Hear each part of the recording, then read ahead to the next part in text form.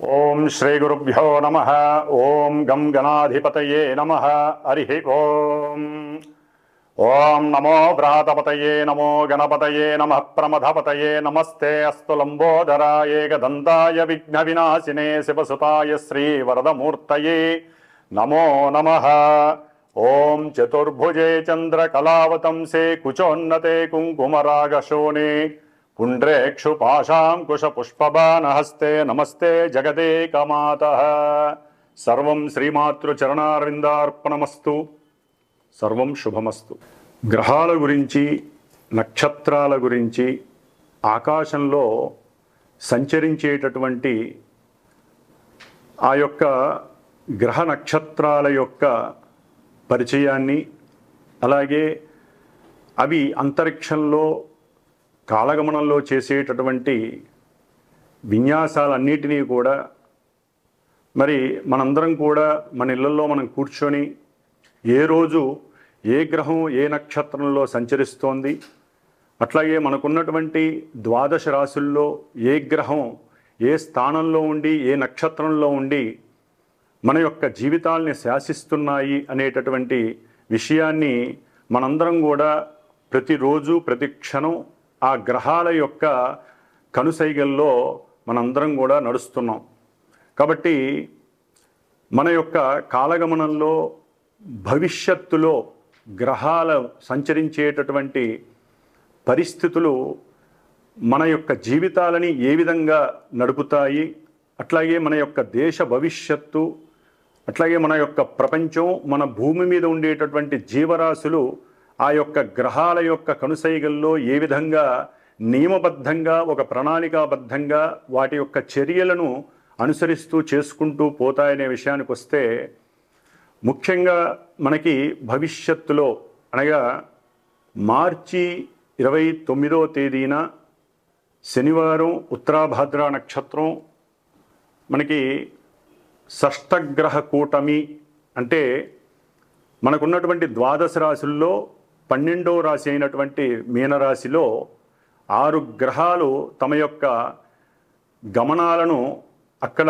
చక్కగా విహరిస్తూ వారు చేసేటటువంటి విన్యాసాలు మన దేశం మీద, మన యొక్క రాశుల యొక్క ప్రభావం మీద, మనందరి మీద ఏ విధంగా ఉండబోతుంది అనేటటువంటి విషయాన్ని గనక మనం తెలుసుకున్నట్లయితే ఆహ్లాదంగా, ఆనందంగా, చాలా విచిత్రంగా ఉండబోయేటటువంటి పరిస్థితులు కనిపిస్తున్నాయి.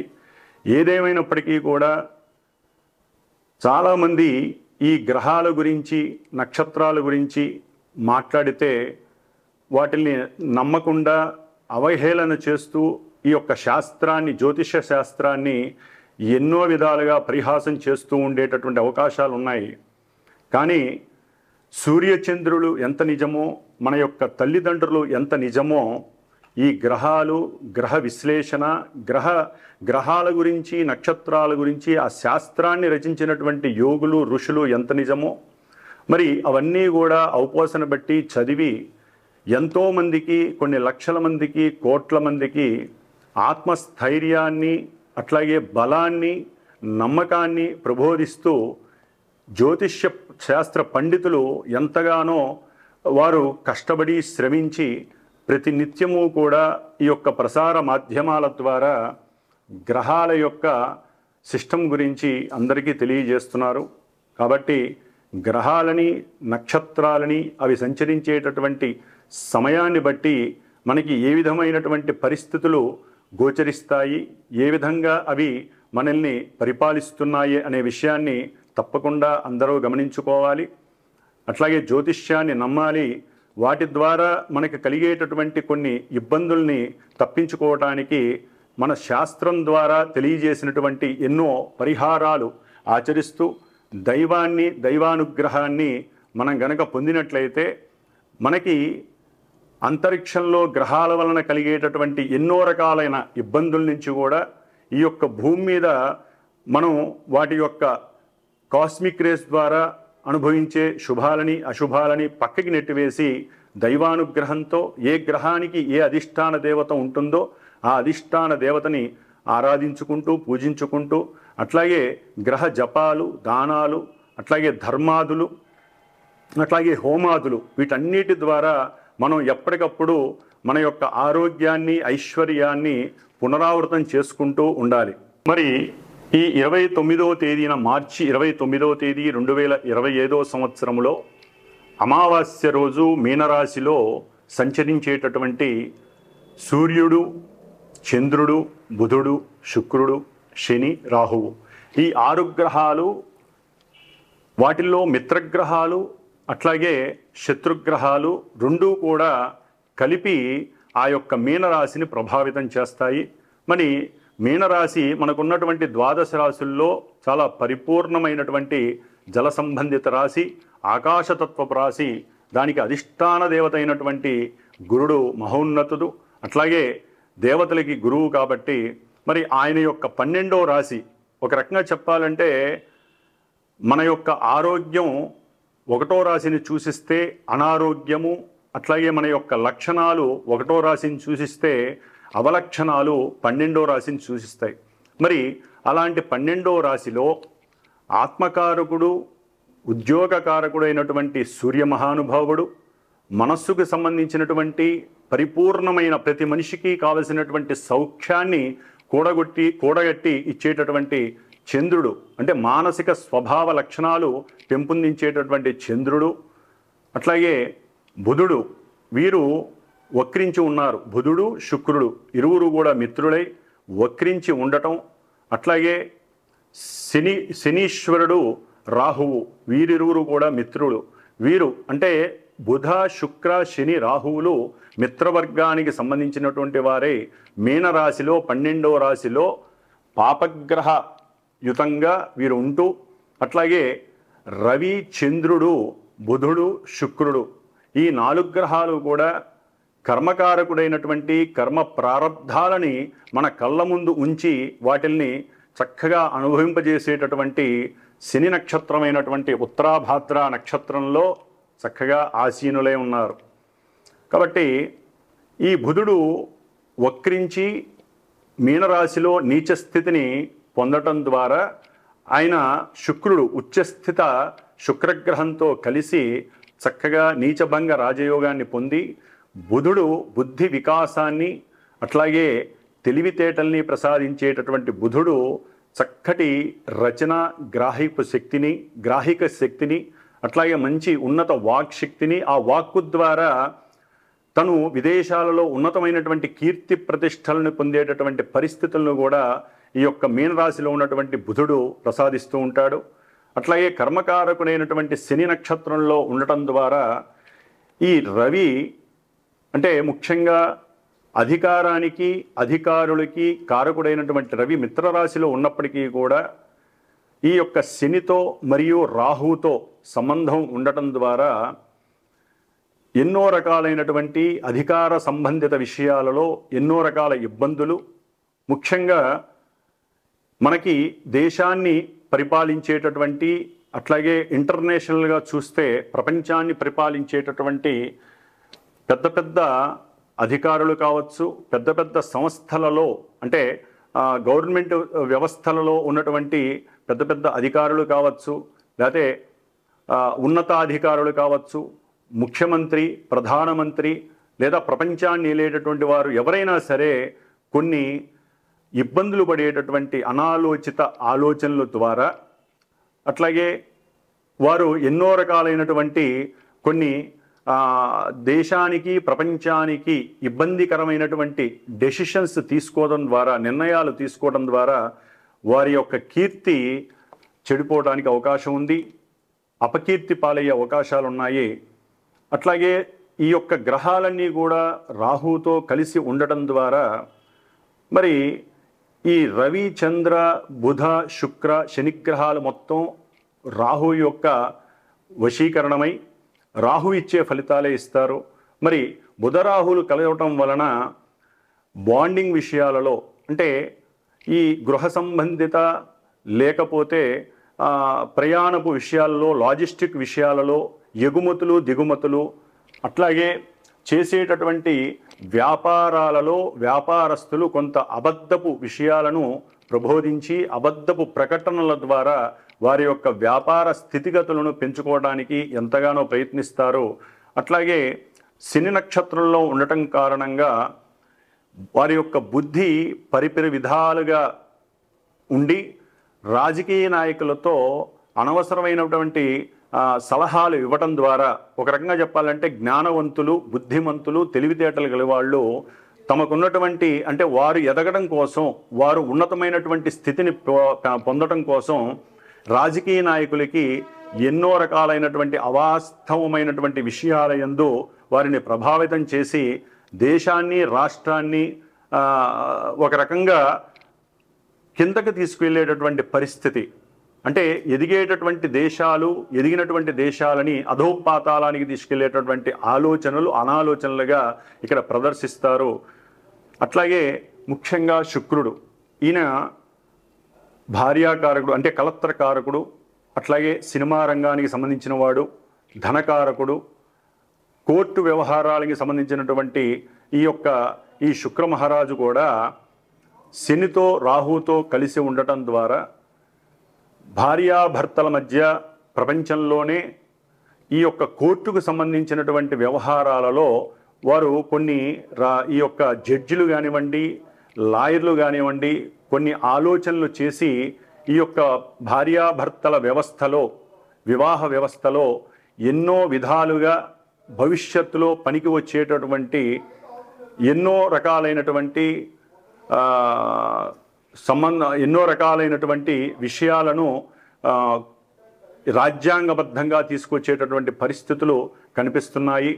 అట్లాగే ఈ యొక్క మీనరాశి జల సంబంధిత రాశి కాబట్టి విదేశాలకు సంబంధించినటువంటి విషయాలలో అంటే ఇంటర్నేషనల్గా, అట్లాగే మన దేశంలో కూడా జల సంబంధిత విషయాలు అంటే నదులు, అట్లాగే చెరువులు, సముద్రాలు, వీటికి సంబంధించినటువంటి కొన్ని ఎలిగేషన్స్ ఇబ్బంది పడే అవకాశాలు ఉంటాయి.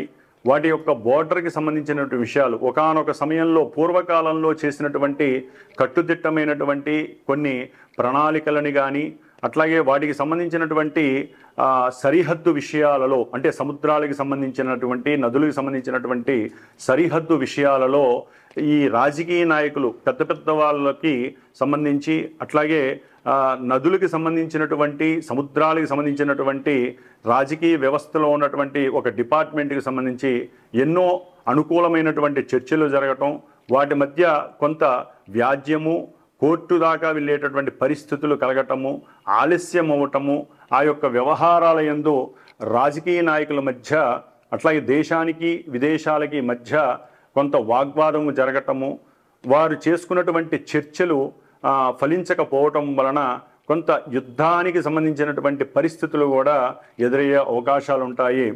అట్లాగే ఈ యొక్క 6 గ్రహాలు అంటే షష్టగ్రహాలు కూడా జలరాశిలో ఉండటం ద్వారా ముఖ్యంగా సముద్రయానంలో అత్యంత ప్రమాదకరమైనటువంటి కొన్ని ఇబ్బందులు కలిగే అవకాశాలు ఉంటాయి.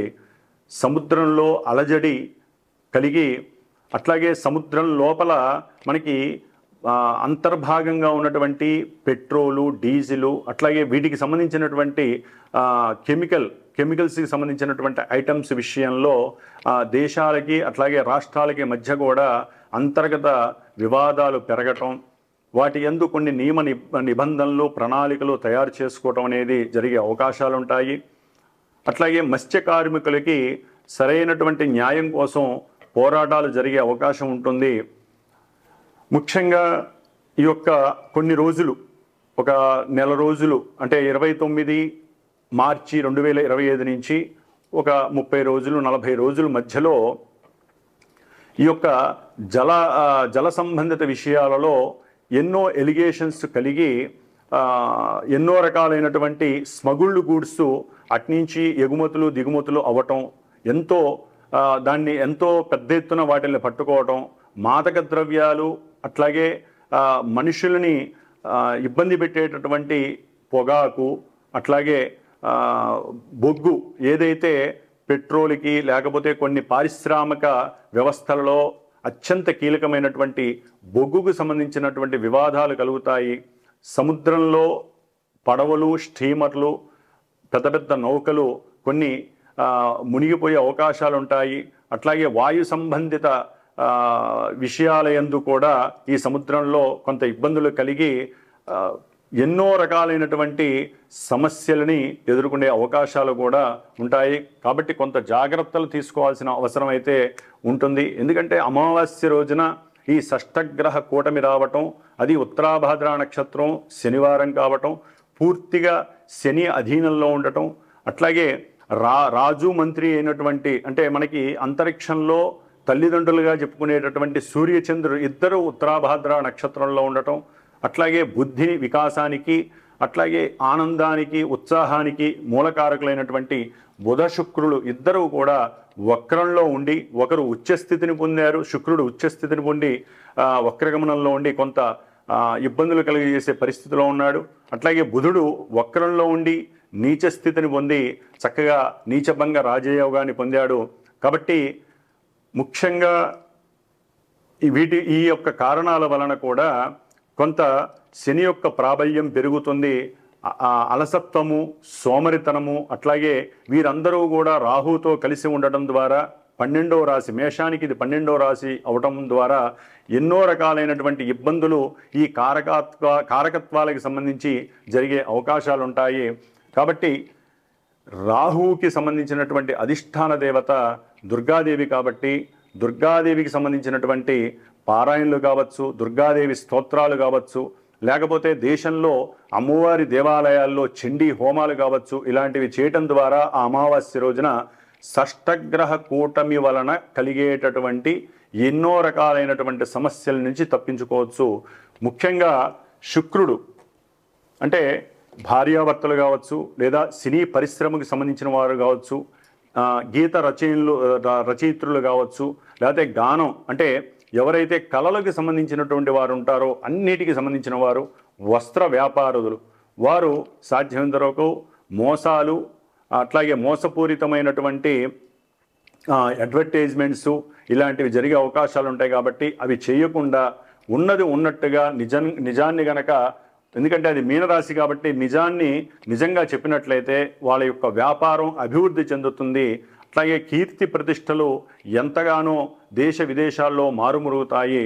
అట్లాగే ఈ యొక్క శుక్రరాహువులు బుధ శుక్ర రాహుల యొక్క మిశ్రమం వలన ఈ యొక్క ఎవరైతే సినిమా రంగంలో పెద్ద పెద్ద హీరోలు లేకపోతే పెద్ద పెద్ద డైరెక్టర్లు ఉన్నారో వారి మధ్య కొంత ఇబ్బందికరమైనటువంటి మాటలు చెలరేగటం, ఒకరి మీద ఒకరు సాడీలు చెప్పుకోవటం, ఒకరి యొక్క అంతర్గత విషయాలు ఒకళ్ళు బయటికి చెప్పుకోవడం ద్వారా సినిమా వ్యవస్థ మీద అంటే చిత్ర పరిశ్రమలో ఇది ఒక పెద్ద వివాదాస్పదమైనటువంటి పరిస్థితి చెలరేగే అవకాశం ఉంటుంది. కాబట్టి పెద్ద పెద్దవాళ్ళు కొంత బుద్ధిని, జ్ఞానాన్ని, తెలివితేటల్ని ప్రదర్శించి ఈ రాహు ఎవరైతే ఛాయాగ్రహం ఉన్నాడో రాహు యొక్క అనుసంధానంలో లేకుండా ఎవరికి వారే దైవాన్ని నమ్ముకొని దైవ ప్రార్థనతో వారి యొక్క మాటలని కట్టుదిట్టం చేసుకున్నట్లయితే చక్కగా ఈ యొక్క షష్టగ్రహ కూటమి నుండి వచ్చేటటువంటి అవాంతరాలని, ఇబ్బందులని,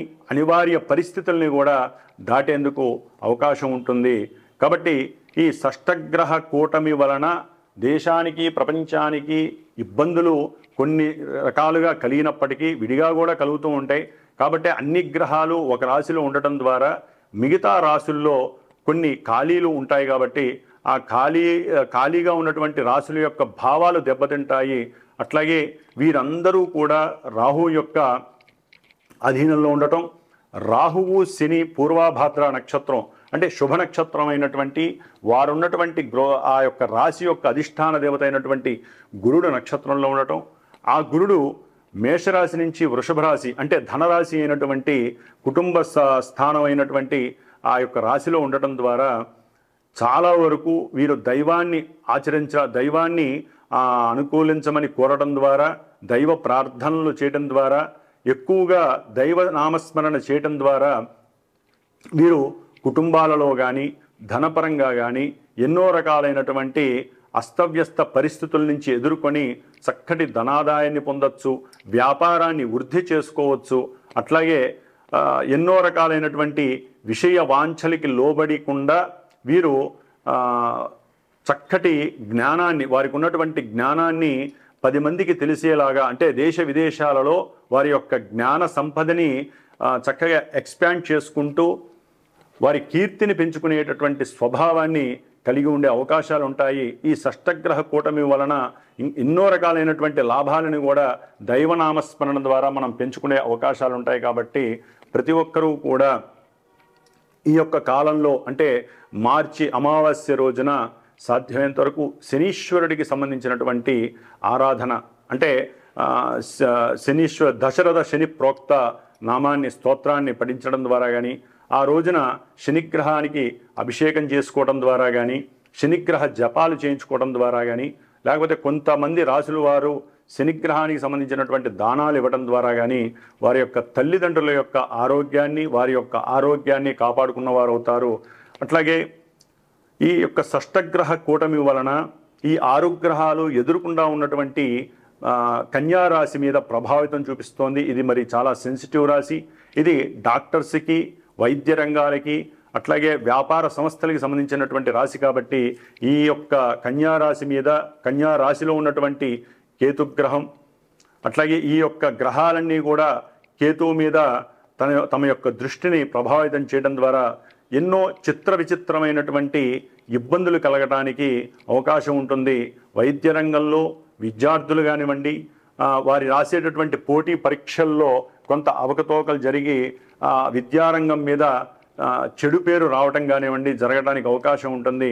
కాబట్టి ఆ విషయంలో కూడా ముఖ్యంగా గవర్నమెంట్ ఉద్యోగస్తులు కొంచెం జాగ్రత్తగా ఉండాల్సిన అవసరం ఉంది. వారికి దూర ప్రదేశాలకి వారిని అధికారం రీత్యా పంపించే అవకాశాలు ఉంటాయి. కాబట్టి అక్కడ కూడా వారు అనుకూలంగా చేసుకోవడానికి కొంత గణపతి ప్రార్థన చేసుకోవటం చాలా అవసరం. అలాగే గణిత శాస్త్రంలో, శిల్పశాస్త్రాలలో, వ్యాకరణ శాస్త్రాలలో మంచి గుర్తింపు లభిస్తుంది.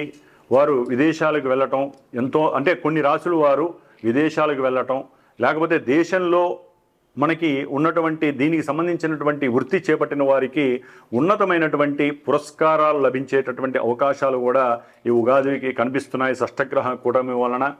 అట్లాగే కొంతమంది రాజకీయ నాయకుల యొక్క అంతర్గత విశేషాలు బయటపడటం, దాని ద్వారా ఎంతోమంది చెరసాలకి సంబంధించినటువంటి ఇబ్బందులను పడే అవకాశం ఉంటుంది. అంటే జైళ్ళు, కోర్టులు, వాటి యందు తిరగాల్సినటువంటి పరిస్థితి కూడా కనిపిస్తోంది. అంటే అంతకుముందు పూర్వంలో వారు చేసినటువంటి కొన్ని ఆర్థికపరమైనటువంటి అట్లాగే ల్యాండ్ లిటిగేషన్స్ కానివ్వండి, లేకపోతే ఆర్థికపరమైనటువంటి లిటిగేషన్స్ విషయంలో కొన్ని విషయాలు ఈ సమయంలో బయటపడటం, అంతర్గతంగా వాటి గురించి విశ్లేషణ చేసి ఉన్నట్టుండి ఐటీ డిపార్ట్మెంట్ వారు వారి మీద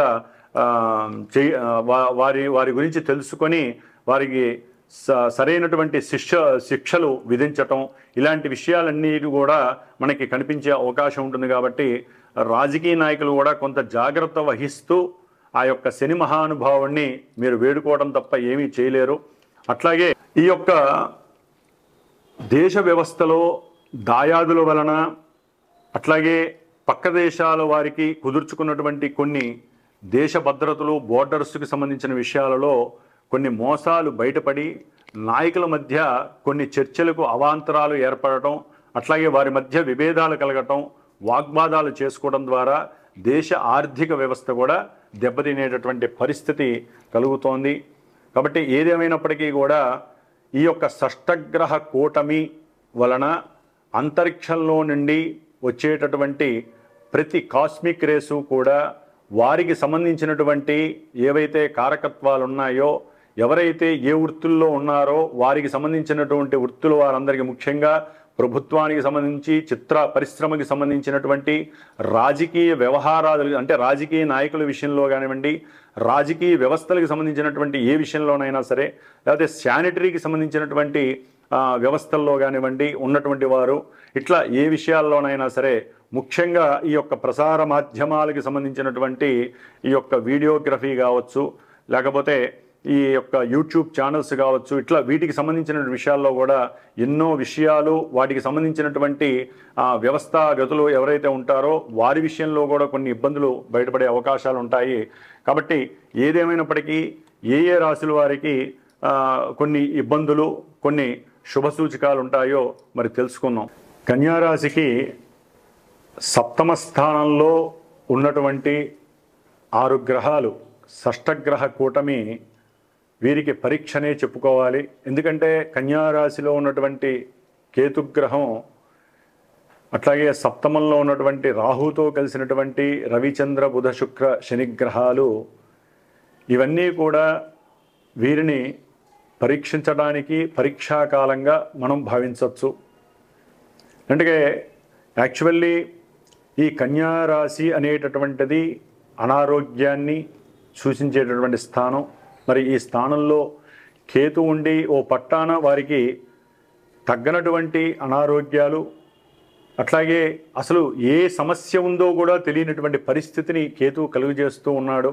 మరి అలాంటిది ఆ యొక్క రాశికి ఎదురుకుండా ఉన్నటువంటి స్థానంలో 6 గ్రహాలు, ముఖ్యంగా రవిగ్రహం వలన వీరు హాస్పిటల్స్కి తిరుగుతూ ఉంటారు. ఏదో ఒక అనారోగ్య సమస్య వలన, అజీర్తి వలన కావచ్చు, గ్యాస్ సమస్యలు కావచ్చు, శిరోబాధలు కావచ్చు, అట్లాగే ముఖ్యంగా వ్యాజ్యాలు అంటే కొంతమంది రాజకీయ రంగంలో ఉన్నటువంటి మంత్రులతో కావచ్చు, లేకపోతే ఉద్యోగ వ్యవస్థల్లో కింద స్థాయి వాళ్ళతో కావచ్చు, కొంత గొడవలు, కలహాలు, జాడ్యాలు కలిగి అది సంఘంలో వారికి అప్రతిష్టత కలిగేటటువంటి పరిస్థితి, అపకీర్తి కలిగే పరిస్థితి కలుగుతుంది.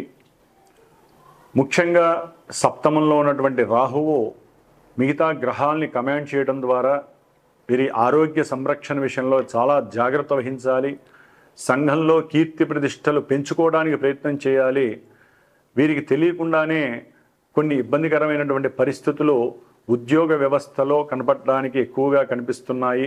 వ్యాపారస్తులు, ముఖ్యంగా అది గోల్డ్ వ్యాపారం కావచ్చు, వస్త్ర వ్యాపారులు కావచ్చు, లోభత్వం లేకుండా మీకు ఏదైనా కొన్ని ఇబ్బందికరమైనటువంటి పరిస్థితులు ఎదురైనప్పుడు 10 రూపాయలు వెచ్చించైనా సరే వాటిల్ని క్లియర్ చేసుకొని మీరు బయటపడడానికి ప్రయత్నం చేయాలి.